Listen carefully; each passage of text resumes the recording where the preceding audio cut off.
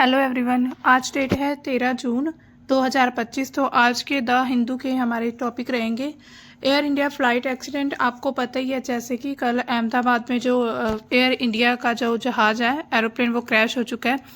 WEF की report आई है, उसके बारे में हम बात करेंगे। उसके बाद है IAEA के द्वारा जो कि अंतर्राष्ट्रीय परमाणु जो संगठन है, मतलब एक एजेंसी है, उसके द्वारा ईरान की निंदा की गई है। ये निंदा क्यों की गई है इसके बारे में हम देखेंगे। उसके बाद है चीन अब म्यांमार पर पूरी तरह कब्जा करने की तैयारी में है और भारत को इससे क्या प्रभाव पड़ने वाला है, तो ये इन सब हम विषयों पर चर्चा करेंगे। तो आइए शुरू करते हैं। हमारा जो पहला टॉपिक है AI flight with 242 on board crashes in Ahmedabad. Ahmedabad में ये क्रैश हुआ है जहाज। ये लंदन के लिए रवाना हुआ था और ऐसा कहा जा रहा है कि लगभग रवाना होने के 40-50 सेकंड, मतलब 1 मिनट के अंदर अंदर ही ये क्रैश हो चुका था। मतलब 1:38 पर ये मतलब टेक ऑफ किया था इसने, लेकिन तभी ही इसका एक्सीडेंट हो जाता है। और पायलट, मतलब ऐसी भी एक जानकारी दी जा रही है कि पहले मेडे कॉल की गई थी लेकिन उसका कोई जवाब नहीं दिया गया था। तो अहमदाबाद से ये लंदन जा रहा था, सरदार वल्लभ भाई जो एयरपोर्ट है उससे, और इसमें 230 यात्री थे और 12 चालक दल थे इसमें।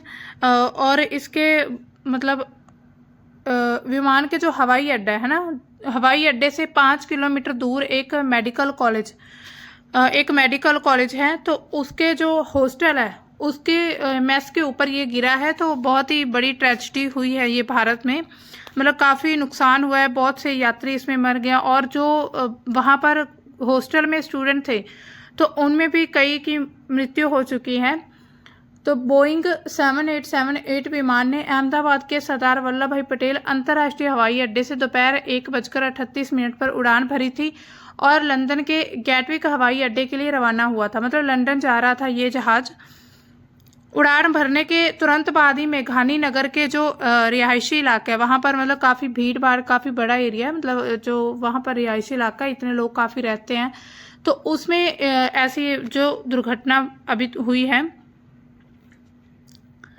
विमान को कौन चला रहा था? जो पायलट थे, pilot in command Sumit Sabharwal थे और सह पायलट जो को पायलट थे वो कुदर थे, उनके द्वारा इसको संचालित किया जा रहा था। और ऐसा कहा जा रहा है कि ये बहुत एक्सपीरियंस्ड पायलट थे और जो सुमित सभरवाल है उनके पास 8000 प्लस आवर्स का मतलब एक्सपीरियंस था हवाई जहाज उड़ाने का, और फिर भी ऐसी घटना वापर गई। इसमें हम पायलट की हम नहीं मान सकते कि पायलट अनएक्सपीरियंस थे, मतलब उन्हें कुछ आता नहीं था या कुछ भी, तो ऐसा नहीं कहा जा सकता। अब इसकी पूरी जो इसकी जांच होगी जब पूरी तरह से कि ये दुर्घटना क्यों हुई, तो ये जांच के बाद ही रिपोर्ट आएगी, उसके बाद ही पता चलेगा कि असल में बात क्या थी, ऐसी दुर्घटना कैसे वापर सकती। क्योंकि जो एयर इंडिया फ्लाइट है वो आज तक ऐसा माना जाता है कि बहुत ही सेफ फ्लाइट है, वो कहीं भी मतलब क्रैश नहीं होती है, या उसमें कोई भी ऐसी दुर्घटना सुनने को या देखने को नहीं मिलती है। लेकिन ऐसा हो चुका है अब, तो इसके पीछे पूरी जांच की जाएगी।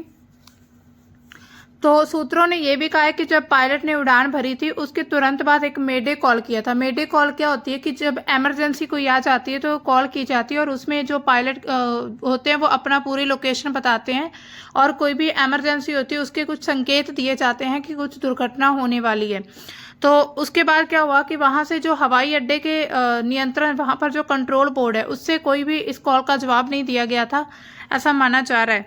तो अगर हम पूरी इसकी जो यात्रियों की पैसेंजर लिस्ट चेक करें तो उसमें 230 यात्रियों में से 169 वो इंडियन थे, 169 भारतीय लोग थे उसमें, मतलब यात्री थे, 53 ब्रिटिश लोग थे और 7 पुर्तगाली थे और 1 कनाडा का व्यक्ति था। इसके बाद हम थोड़ी ये चर्चा करते हैं कि इससे पहले भी जो फ्लाइट क्रैश हुई है वो कौन कौन सी और क्यों हुई है। एयर इंडिया एक्सप्रेस फ्लाइट 1344 2020 में हुई थी। ये कोविड-19 महामारी के दौरान वंदे भारत जो मिशन है उसके तहत संचालित एयर इंडिया एक्सप्रेस फ्लाइट है, उसको 7 अगस्त 2020 को कालीकट हवाई अड्डे पर उतरते समय ये फिसल गई थी। भारी बारिश के बीच विमान गीले टेबल टॉप रनवे से फिसलकर एक घाटी में गिर गया था और 2 हिस्सों में ये बट गया था। इस हादसे में भी 190 लोग मारे गए थे और 2 पायलट सहित 21 लोगों की मौत हो गई थी। अभी ये जो कल अटैक मतलब कल ये जो दुर्घटना हुई है, इसमें बताया जा रहा है कि 10 इसमें क्रू मेंबर्स थे और 2 जो थे वो पायलट और को पायलट थे। इसके बाद एक एयर इंडिया एक्सप्रेस फ्लाइट, उसका भी एक्सीडेंट हुआ। 2010 की ये घटना है। कर्नाटक के मंगलुरु अंतर्राष्ट्रीय हवाई अड्डे पर उतरते समय रनवे से काफी आगे निकल गई थी, मतलब आउट ऑफ कंट्रोल हो चुकी थी और ये दुबई से आ रहा था ये जहाज। तो इसमें फिर आग लग गई थी और गहरी खाई में गिर गया था। इसी हादसे में फिर 158 लोगों की मृत्यु हो गई थी। मतलब काफी दुर्घटनाएं ऐसी होती रहती हैं, लेकिन जो एयर इंडिया की थी वो पहली बार हुई है। ऐसा कह रहा है जो बोइंग मतलब जो कंपनी है बोइंग, तो उसकी फ्लाइट कभी क्रैश नहीं होती, लेकिन अब हो चुका है तो ऐसे में कोई भरोसा नहीं होता मशीनरी का, क्या हो जाए क्या नहीं। अलायंस एयर फ्लाइट जो है ये 2000 में इसका एक्सीडेंट हुआ था। ये उतरते समय हुआ था। इसको भी मतलब ये जब रनवे पर उतर रही थी तो बिहार के पटना में घनी आबादी वाले रिहायशी इलाके में ये गिरी थी और इसमें भी काफी लोग मारे गए थे। इंडियन एयरलाइंस फ्लाइट 1990 में भी एक दुर्घटना ऐसी हुई है। बेंगलुरु के HAL एयरपोर्ट के पास दुर्घटना हो गई थी ये वाली। इस घटना में विमान में 146 लोग थे, उनमें से 92 की मृत्यु हो गई थी और बाकी फिर भी बच गए थे। उस समय भारत में नया विमान एयरबेस A320 बहुत नीचे उतरा और रनवे से पहले ही जमीन पर जा गिरा था। जांच में ये पता चला कि पायलट की गलती और A320 के लेटेस्ट डिजिटल कॉकपिट ने इसे दुर्घटना को में योगदान दिया है। मतलब इसमें बताया गया कि जो 1990 की दुर्घटना हुई थी इंडियन एयरलाइंस फ्लाइट की, तो उसमें पायलट की गलती बताई जा रही है कि पायलट की कुछ गलती थी। इंडियन एयरलाइंस फ्लाइट 113 1988 में हुआ था। तो लो विजिबिलिटी के कारण ऐसा हुआ था। कई बार ऐसा होता है कि कम दिखाई देता है या कुछ बादल हो जाए या कुछ मौसम खराब होने की वजह से, तो जो फ्लाइट डिले होती है तो इसी वजह से डिले कर दी जाती है कि कल को कोई दुर्घटना ना हो जाए, है ना। जब हम जाते हैं कहीं भी एयरपोर्ट पर, कहीं भी हमें पता चलता है कि हमारी फ्लाइट तो डिले हो चुकी है, तो इसी वजह से होती है कि सिक्योरिटी इश्यूज को देख कर कि हो सकता है मौसम खराब हो जाए, बादल आ जाए, जो कुछ ऐसी दुर्घटना ना हो जाए जिससे कि पूरे जो पैसेंजर्स हैं या सभी को खतरा हो जाए। क्योंकि ऐसा तो है नहीं कि इससे अगर इसका कुछ मतलब ऐसी कोई दुर्घटना होती है तो इसमें कुछ मतलब व्यक्ति बच सकता है, बचने की उम्मीद ना के बराबर होती है। तो ये मुंबई से आ रही थी, ये फ्लाइट पेड़ों से टकरा गई और रनवे से पहले दुर्घटनाग्रस्त हो गई थी। मतलब रनवे पर उतरने वाली थी लेकिन पहले इसका एक्सीडेंट हो गया था। इसमें 135 लोग थे और उसमें 133 लोगों की मृत्यु हो गई, सिर्फ 2 लोग बचे थे। और इसमें भी ये बताया जा रहा है कि पायलट की गलती थी और अपर्याप्त मौसम की जानकारी थी। मतलब मौसम की जानकारी ना होते हुए इन्होंने जो फ्लाइट ने उड़ान भर ली थी, तो इसी वजह से ये दुर्घटना हो गई थी। एयर इंडिया फ्लाइट 855 1978 में ये एक्सीडेंट हुआ था। दुबई जाने वाली एयर इंडिया की फ्लाइट थी और बोइंग 747 मुंबई से उड़ान भरने के कुछ समय बाद ही अरब सागर में ये गिर गई थी। और इस हादसे में जो विमान में सवार सभी 213 लोग की मृत्यु हो गई थी। मतलब एक भी व्यक्ति नहीं बचा था उस समय। दुर्घटना उड़ान के 101 सेकंड बाद ही घटित हुई है और आज भी जो हम सुन रहे हैं, जो 12 जून को जो मतलब ट्रेजेडी हुई है, इतना बड़ा हादसा हुआ है, तो उसमें भी कुछ ऐसी ही सिचुएशन, मतलब मिलती जुलती सिचुएशन है कि जब उड़ान भरी तभी उसके कुछ सेकंडों बाद ही एक्सीडेंट हो गया था।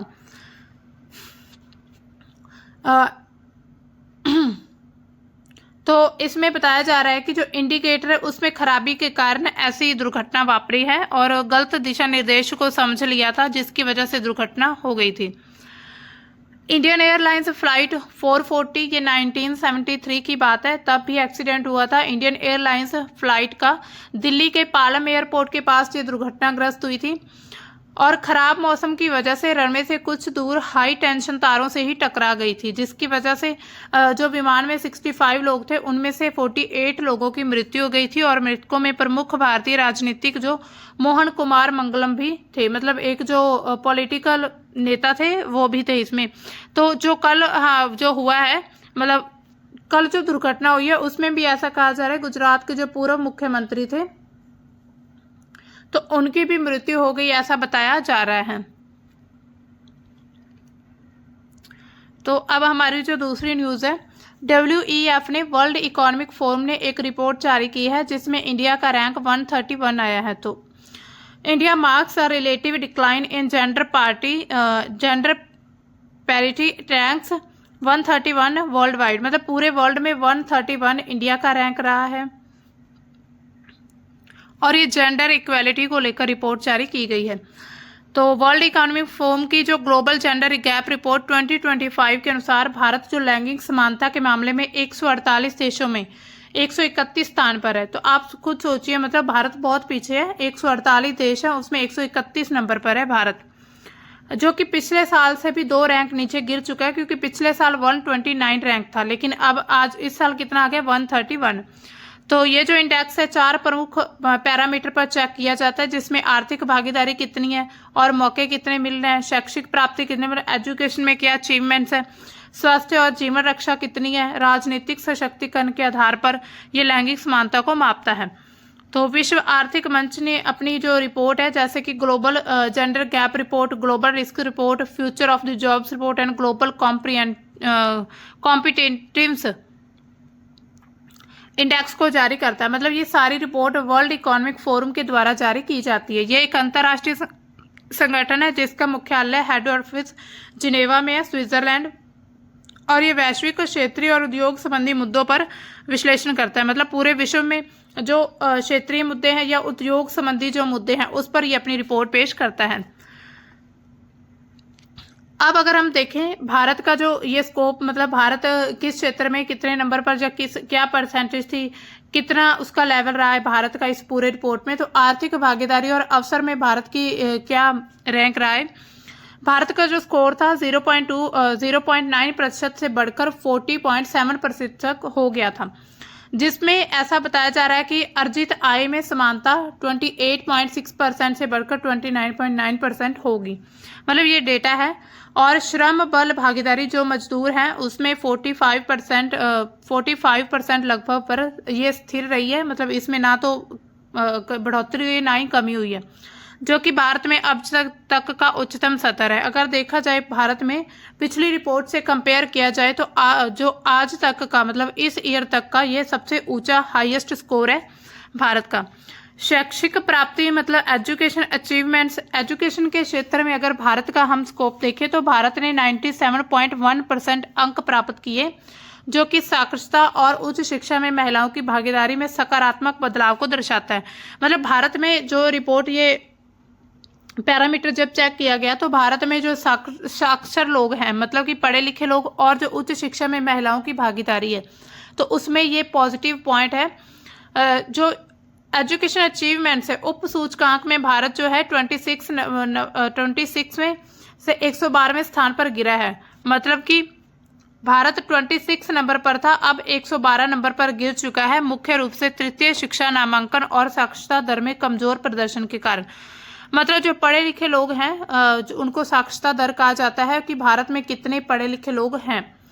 तो इस पर जब चेक किया गया था तो भारत की जो स्थिति है वो नीचे गिर चुकी है। पहले 26 नंबर पर था, अब 112 स्थान पर आ चुका है। मतलब भारत ने काफी जो रैंक है वो ड्रॉप आउट किए हैं, मतलब वहां पर नीचे गिरा है, ड्रॉप हुआ है। इसके बाद अगर हम बात करें स्वास्थ्य और जीवन रक्षा के बारे में कि भारत में इसकी स्थिति क्या है, इसमें भी भारत का कमजोर प्रदर्शन था और निचले 5 देशों में ये शामिल है। मतलब जो सबसे लास्ट के जो 5 देश होते हैं स्वास्थ्य और जीवन रक्षा के, उसमें 5 में ये शामिल है। राजनीतिक सशक्तिकरण में संसद में महिलाओं की जो भागीदारी है उसमें 14.7% से घटकर 13.8% तक हो चुकी है। मतलब ये डेटा पूरी तरह आपको याद नहीं रखना, जस्ट आपको इतना दिमाग में रखना है कि ये कौन सा डेटा पिछली साल से अब गिरा है या कौन सा आगे बढ़ा है। तो पिछले साल का अगर हम डेटा चेक करें तो 14.7% तक महिलाओं की भागीदारी थी, लेकिन इस साल अगर हम देखें तो 13.8% तक महिलाओं की भागीदारी राजनीति में है। और उनकी हिस्सेदारी को अगर हम देखें, मतलब ये प्रतिनिधित्व है, मतलब जो लीड करती है महिलाएं, और अगर हम हिस्सेदारी देखें 6.5% से 5.6, ओवरऑल जो महिलाओं की भागीदारी है राजनीतिक क्षेत्र में वो घटी है, कम हुई है और इसमें मामूली गिरावट हुई है। अगर हम बाकी क्षेत्रों की तुलना करें भारत के साथ, जो हमारे आस पड़ोस की कंट्रीज हैं, नेबरिंग कंट्रीज हैं, उनकी अगर हम सिचुएशन देखें तो दक्षिण एशिया में जो बांग्लादेश है वो 24वें स्थान पर है, 24 नंबर पर। नेपाल 125 नंबर पर है, श्रीलंका 130, भूटान 119 और भारत से बेहतर प्रदर्शन कर रहे हैं। अगर ये देखा जाए तो ये भारत से बेहतर प्रदर्शन कर रहे हैं हमारे जो नेबर कंट्रीज हैं, बांग्लादेश, नेपाल, श्रीलंका, भूटान। जबकि जो पाकिस्तान है वो 148वें रैंक पर है और मालदीव 138वें। वैश्विक स्तर पर जो आइसलैंड लगातार 16वें वर्ष शीर्ष पर है, मतलब 16 साल हो गए जो आइसलैंड टॉप पर रहा है।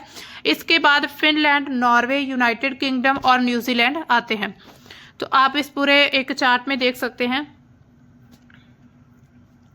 सबसे पहला है आइलैंड, ये टॉप 10 कंट्रीज हैं। Norway, Finland, New Zealand, Sweden, Germany, Nicaragua, Namibia, Lithuania और बेल्जियम। तो ये 10 कंट्रीज हैं जो इस रिपोर्ट में टॉप 10 पर रही हैं। इसमें भी अगर हम देखें तो स्वीडन का जो मतलब स्कोर है वो थोड़ा गिरा है 0.07% तक, और उसके अलावा जो नामीबिया है उसका भी 0.5% तक जो स्कोर है वो नीचे गिरा है। अब हमारी जो तीसरी न्यूज़ है, IAEA बोर्ड जो है परमाणु वैश्विक स्तर पर जो परमाणु ऊर्जा एजेंसी है, उसने ईरान को मतलब निंदा की है कि ईरान ने जो प्रस्ताव IAEA के द्वारा किए गए थे उन प्रस्तावों को नामंजूर कर दिया ईरान के द्वारा। आपको पता ही होगा ईरान और इजराइल के बीच और बीच में अमेरिका के जो तनाव चल रहे हैं, क्योंकि एक तरफ अमेरिका और ईरान के बीच परमाणु वार्ता चल रही है तो दूसरी तरफ इजराइल ये कह रहा है कि अगर जो ईरान और जो अमेरिका है उसकी परमाणु वार्ता अगर मतलब सफल ना हुई, अगर इजराइल को पसंद ना आई तो जो इजराइल होगा वो अटैक कर देगा ईरान के परमाणु ठिकानों पर।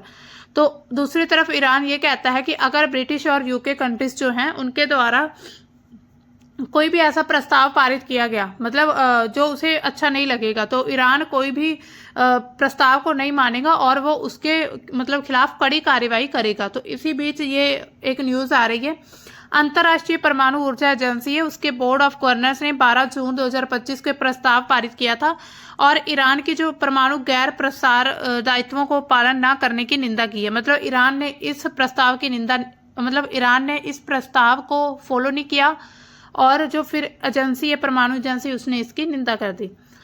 ये 20 वर्षों में पहली बार हुआ है जबकि जो परमाणु ऊर्जा एजेंसी उसके खिलाफ ऐसा प्रस्ताव पारित किया गया है। प्रस्ताव में क्या कहा गया है कि ईरान ने 2019 से कई बार अपनी परमाणु सामग्री और गतिविधियों के बारे में परमाणु ऊर्जा एजेंसी को समय पर सहयोग प्रदान करने में विफलता दिखाई है। मतलब कि परमाणु ऊर्जा एजेंसी को सहयोग नहीं किया है ईरान के द्वारा, जो कि उसके सुरक्षा समझौते के तहत गैर अनुपालन माना जाएगा। इसके मुख्य बिंदु क्या है? मतदान अगर देखा जाए इस प्रस्ताव को पारित करने के तो 35 देशों में से 19 वोट से ये पारित किया गया, जिसमें रूस, चीन, बुर्किना फासो इसने विरोध किया। 11 देश इसमें एब्सेंट रहे थे और 2 ने मतदान नहीं किया है। तो 35 देश का एक बोर्ड है जिसमें 19 वोट दिए गए हैं। विरोध किसने किया इस प्रस्ताव का? रूस ने, चीन ने और बुर्किना फासो ने। और बाकी जो 11 देश थे वो एब्सेंट रहे थे और 2 ने तो वोटिंग की ही नहीं है। ईरान की प्रतिक्रिया क्या है? उसने इस प्रस्ताव को राजनीतिक करार देते हुए निंदा की और घोषणा की कि वह एक नया यूरेनियम संवर्धन केंद्र बनाएगा और फोर्डो सुविधा में प्रथम पीढ़ी के सेंट्रीफ्यूज को 19वीं पीढ़ी के सेंट्रीफ्यूज से बदल देगा। मतलब कि अब वो अपने जो यूरेनियम संवर्धन की तरफ आगे बढ़ता जा रहा है। वो कह रहा है कि हम किसी भी प्रस्ताव को नहीं मानेंगे, हम अपने परमाणु को विकसित करेंगे। परमाणु ऊर्जा एजेंसी ने यह पाया है कि ईरान ने अघोषित स्थानों पर यूरेनियम के निशान और गतिविधियों के बारे में विश्वसनीय स्पष्टीकरण नहीं दिए। मतलब कि एजेंसी ये कह रही है कि जो ईरान है उसने जो भी स्थान बताए हैं वो पूरी तरह से स्पष्ट नहीं है, उसके बारे में जानकारी हमें नहीं, जिससे ये पता चलता है कि जो परमाणु कार्यक्रम है वो पूरी तरह शांतिपूर्ण नहीं है। मतलब कि ईरान फिर से परमाणु हथियार बनाने की तरफ बढ़ रहा है और ईरान जैसे मतलब झूठ बोल रहा है कि हम अपने जो अपने देश को विकसित करने के लिए या इलेक्ट्रिसिटी के लिए हम इसको यूज़ करेंगे, लेकिन कहीं ना कहीं ऐसा माना जा रहा है कि ईरान जो है वो परमाणु हथियार बनाने के कुछ संकेत मिलते हैं। तो इसी वजह से एक प्रस्ताव लागू किया गया था जिसको ईरान के द्वारा नहीं माना गया और फिर परमाणु ऊर्जा एजेंसी ने ईरान की निंदा की है।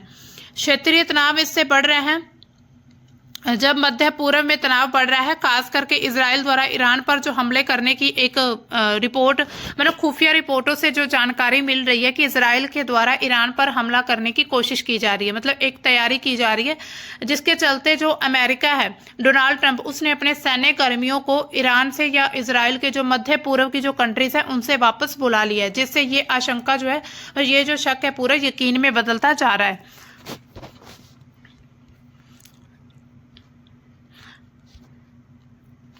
तो अब हमारी जो नेक्स्ट न्यूज़ है, China backed militia secures control of new rare earth mines in Myanmar. तो चाइना जो है म्यांमार में न्यू रेयर अर्थ माइंस पर कंट्रोल करता जा रहा है, तो जिससे भारत को भी कुछ खतरा, मतलब कुछ तो क्या, भारत को खतरा होने वाला है। क्योंकि जब हम देखते हैं चीन, तो वो अपनी स्ट्रिंग ऑफ पर्ल्स नीति के तहत भारत के जितने भी पड़ोसी नेबर कंट्रीज हैं उन पर हमला, मतलब उन पर अटैक नहीं, उन पर कब्जा किया जा रहा है, एक तरह से अपने एयर बेस स्थापित किए जा रहा है, उधर पूरी तरह से कंट्रोल करना चाहता है इन कंट्रीज को।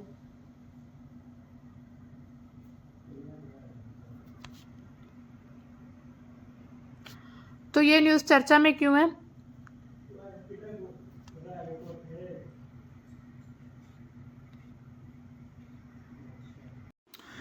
हाँ, न्यूज़ चर्चा में क्यों है?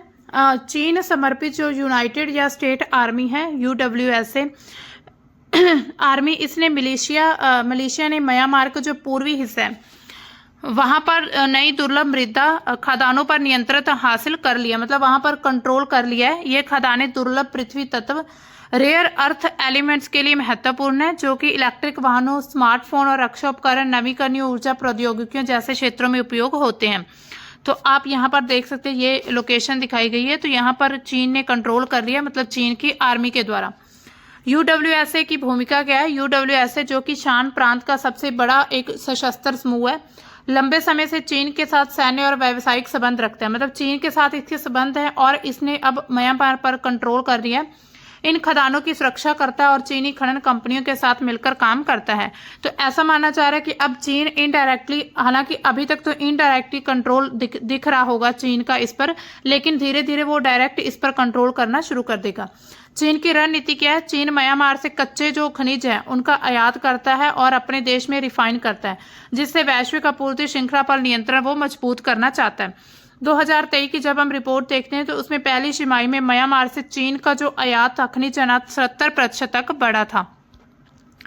आर्थिक और रणनीतिक प्रभाव क्या है इसके? ये खदानें जो हैं चीन को सस्ते और भारी दुर्लभ पृथ्वी ऑक्साइड का उत्पादन करने में मदद करेंगी, जिससे उसे वैश्विक बाजार में आर्थिक लाभ मिलेगा और साथ ही म्यांमार में चीन की बढ़ती उपस्थिति भारत जैसे पड़ोसी देशों के लिए रणनीतिक चुनौतियां पैदा करेगी।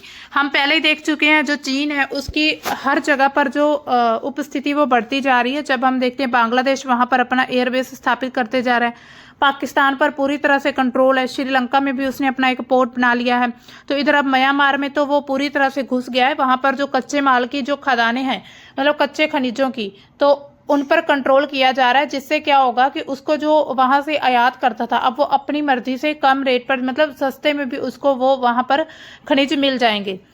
तो इससे क्या होगा, भारत के लिए और बाकी जो पड़ोसी देश हैं उनके लिए रणनीतिक चुनौतियां बढ़ती जा रही हैं। खदानों का महत्व क्यों है? जो ये शान प्रांत की खदानें मध्यम और बड़े आकार की हैं और कचीन क्षेत्र के बाहर ये म्यांमार में दुर्लभ पृथ्वी खदानें हैं। ये खदानें कुछ समय से संचालित हो रही हैं, जैसा कि सैटेलाइट तस्वीरों से पता चलता है। तो आप यहाँ पर पिक्चर पर देखा होगा, ये देखिए, तो ये सैटेलाइट से संचालित हो रही हैं, ये खदानें यहाँ पर पाई जाती हैं शान प्रांत में। तो रेयर अर्थ प्रोडक्शन कैसी होती है, मतलब कि माइन से मैग्नेट बनाने का जो पूरा प्रोसेस है वो कैसे होगा? तो जब वहाँ माइनिंग होती है, सबसे पहले rare earth are from the mineral deposit, मतलब जो पहले उसकी जो खनन होता है ना, माइनिंग होती है, उसके बाद सेपरेशन किया जाता है, उसको सेपरेट करते हैं, उनके जो अर्थ के ऑक्साइड्स हैं, रेयर ऑक्साइड्स, उनसे अलग किया जाता है।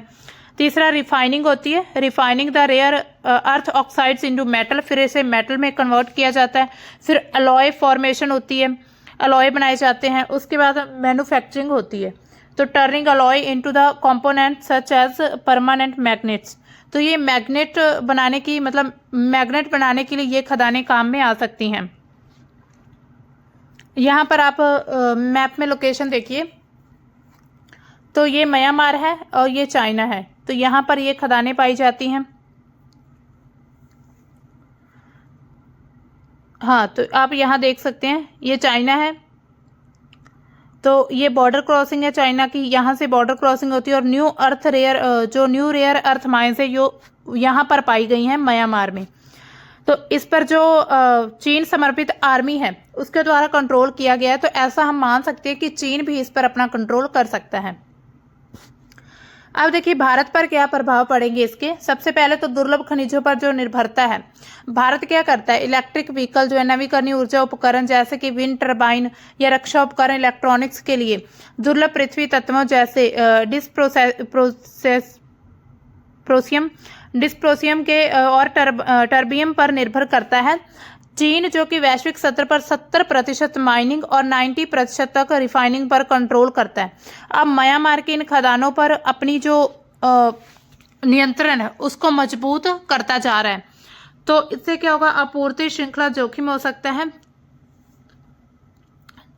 चीन की जो पकड़ है वो आस पड़ोस की कंट्रीज पर, नेबर कंट्रीज पर या खनिजों पर बढ़ती जा रही है, जिसके लिए भारत की जो आपूर्ति है उसमें खतरा हो सकता है। अगर चीन जो है भारत को खनिजों की आपूर्ति पर प्रतिबंध लगा दे, आप सोचिए अब पूरा कंट्रोल चीन का होगा। अगर चीन चाहेगा तो वो खनिज देगा, मतलब वो इम्पोर्ट वहां भारत में इम्पोर्ट करेगा, नहीं तो नहीं करेगा। तो इट मीन्स अब पूरी तरह से चीन का कंट्रोल हो सकता है और भारत का जो इलेक्ट्रिक व्हीकल जो नवीकरणीय ऊर्जा क्षेत्र है वो पूरी तरह से प्रभावित हो सकता है, क्योंकि उसमें जो न्यू रेयर एलिमेंट्स हैं उनकी बहुत बड़ा यूज होता है इन सभी चीज़ों को बनाने में। लागत वृद्धि ज्यादा हो सकती है। चीन का जो नियंत्रण है हो सकता है वो वैश्विक कीमतों को प्रभावित कर दे।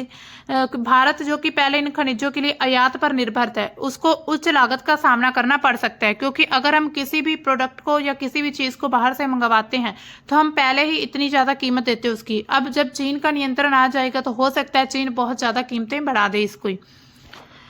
राजनीतिक और भू राजनीतिक प्रभाव क्या पड़ेगा। जो चीन के द्वारा आर्मी कंट्रोल की जाती है उसने म्यांमार में खदानों पर नियंत्रण कर लिया और चीन के साथ भी उसकी साझेदारी है और भारत के लिए एक चिंता का विषय है। म्यांमार जो है भारत का पड़ोसी देश है और चीन का वहां पर प्रभाव लगातार बढ़ता जा रहा है। भारत ने अभी प्रतिक्रिया क्या की है कि भारत ने हाल ही में रेयर अर्थ खनन और रिफाइनिंग में अपनी क्षमता बढ़ाने के लिए कुछ कदम उठाए हैं। नेशनल क्रिटिकल मिनरल मिशन बनाया, मतलब चलाया, इसकी शुरुआत की है। भारत का उत्पादन और प्रोसेसिंग अभी भी सीमित है, मतलब भारत के द्वारा इन चीज़ों का प्रोडक्शन अभी भी भारत में कम किया जाता है, मतलब लिमिटेड है। म्यांमार में चीन की जो प्रगति है भारत के आत्मनिर्भरता प्रयासों को चुनौती दे सकती है। इसमें प्रतिस्पर्धा बढ़ रही है। भारत ने म्यांमार के जो कचिन क्षेत्र है वहां पर रेयर अर्थ खनन में रुचि दिखाई है, जहां पर 24 में एक सरकारी खनन कंपनी अधिकारियों ने दौरा किया था और जो चीन समर्पित जो आर्मी है उन्होंने शान प्रांत में नियंत्रण ने चीन को वैकल्पिक स्रोतों पर पकड़ बनाने के लिए मजबूत करने का अवसर दिया है, जिससे क्या होगा कि भारत की जो राजनीतिक योजनाएं वो जटिल हो सकती हैं। हालांकि भारत इस पर कंट्रोल करना चाहता था, कंट्रोल नहीं, भारत वहां पर अपनी एक कंपनी स्थापित करना चाहता था, लेकिन अब चीन ने पहले ही अपनी आर्मी वहां पर भेजकर तो उसको कंट्रोल कर रही है। तो अब भारत के लिए बहुत सी जो स्थितियां वो उत्पन्न हो सकती हैं। पर्यावरणीय प्रभाव पड़ सकता है, सीमा के पार प्रदूषण होगा। शान प्रांत में जो खनन गतिविधियां होती है, कहीं पर भी अगर आपने देखा होगा, कहीं पर भी जो ऐसी गतिविधि माइनिंग होती है तो वहां पर पोल्यूशन की समस्याएं बहुत ज्यादा बढ़ जाती हैं, क्योंकि वहां के जो रसायन है जैसे कि अमोनियम सल्फेट उसका उपयोग होता है, पर्यावरण को नुकसान पहुंचता है। इससे क्या होता है, कोक और साई नदियों में प्रदूषण बढ़ रहा है जो कि थाईलैंड की तरफ बहती हैं। तो ये जो शान प्रांत में जो खनन माइनिंग हो रही है उसकी वजह से कोक और साई नदियां हैं जो थाईलैंड की तरफ बहती हैं, उनका प्रदूषण बढ़ता जा रहा है। भारत जो कि म्यांमार के साथ सीमा साझी करता है, और ब्रह्मपुत्र नदी जो इसको म्यांमार में तांग्सपो कहा जाता है, उसके संदर्भ में भविष्य में इसी तरह की सीमा पार प्रदूषण देखने को मिल सकता है। स्थानीय अस्थिरता हो रही है, खनन क्षेत्रों में पर्यावरणीय क्षति और सामाजिक असंतोष, जिसमें म्यांमार जो है अस्थिरता को बढ़ाता जा रहा है। जिसका असर भारत के पूर्व उत्तर राज्यों की सुरक्षा पर भी पड़ सकता है। हो सकता है अब जैसे चीन जो है धीरे धीरे म्यांमार में अपनी पकड़ मजबूत कर रहा है, तो उसके म्यांमार के साथ ही हमारे जो पूर्व उत्तर राज्य लगते हैं, तो इधर बांग्लादेश में भी घुस चुका है। तो हो सकता है जो मतलब चीन है वो पूरी तरह से यहाँ से जो वो उसका मोटिव ये है कि जो भारत का जो पूर्व उत्तर क्षेत्र है वो अपने क्षेत्र में मिला ले, मतलब उसको अलग कर दे भारत के मुख्य भूमि से। तो हो सकता है वो अपने इस कदम की तरफ ये बढ़ रहा हो और उसे एक अच्छा अवसर मिल सकता है, मतलब स्थानीय अस्थिरता बढ़ सकती है भारत में। अब देखिए भारत के कदम और अवसर क्या है, भारत क्या कुछ कर रहा है इसको लेकर। आत्मनिर्भर बनना चाहता है भारत। सबसे पहले अपनी रेयर अर्थ भारत अपनी रेयर अर्थ आपूर्ति श्रृंखला को मजबूत करना चाहता है। उसके लिए भारत में जो माइनिंग है और रिफाइनिंग है उस पर ध्यान दिया जा रहा है। हालांकि इसमें प्रदूषण होने की संभावना भी बढ़ सकती है, क्योंकि आपको पता ही है कि जब माइनिंग और रिफाइनिंग का प्रोसेस होता है उसमें बहुत ज़्यादा बड़े लेवल पर प्रदूषण होता है। म्यांमार में जो चीन की उपस्थिति है भारत को वैकल्पिक स्रोत जैसे कि वियतनाम, ब्राजील और ऑस्ट्रेलिया के लिए साझेदारी बढ़ाने के साथ लिए प्रेरित कर सकती है। मतलब म्यांमार की तरफ अब चीन का जो कंट्रोल हो चुका है, तो भारत क्या करेगा, अब म्यांमार से साइड होकर वियतनाम, ब्राजील और ऑस्ट्रेलिया के साथ अपनी साझेदारी बढ़ाने के प्रयास कर रहा है। कूटनीतिक प्रयास क्या है भारत के, भारत म्यांमार में कचिन इंडिपेंडेंस आर्मी जैसे समूहों के साथ बातचीत कर सकता है, और जो कि कचिन क्षेत्र की खदानों को नियंत्रित करते हैं और रेयर अर्थ की आपूर्ति को किया जा सके। मतलब कि अब एक तरफ जो चीन है वो अपनी UWA आर्मी को वहां पर तैनात कर दिया उसने, तो भारत क्या कर सकता है, जो कचिन इंडिपेंडेंस आर्मी है KIA उससे बातचीत करके अपनी जो भी रेयर अर्थ की जो वहां से सप्लाई करनी है तो उसको पूरा कर सकता है। प्रौद्योगिकी विकास किए जा रहा है। भारत को रेयर अर्थ रिफाइनिंग में तकनीकी निवेश बढ़ाने की जरूरत है, क्योंकि चीन जो है इन क्षेत्रों में तकनीकी रूप से आगे निकल रहा है। तो चीन का जो कंट्रोल जब हम देखते हैं तो लगातार बढ़ता जा रहा है भारत के पड़ोसी देशों में, नेबरिंग कंट्रीज में। तो भारत को भी इसके लिए सख्त कदम उठाने की जरूरत है। भारत को अब आत्मनिर्भर बनना होगा हर क्षेत्र में, बल्कि हर क्षेत्र में तो संभव नहीं है, लेकिन कुछ ऐसी जो चीज पॉसिबल है वो भारत में जरूर प्रोड्यूस की जानी चाहिए, जिससे क्या होगा कि चीन पर जो हमारी मतलब जो हमारी निर्भरता है वो कम होगी और जो भारत एक विकसित देश की तरफ आगे बढ़ सकता है। तो ये थी हमारी आज की न्यूज़। तो मिलते हैं हम अपनी कल की न्यूज़ के साथ, तब तक के लिए बाय, थैंक्स फॉर वॉचिंग।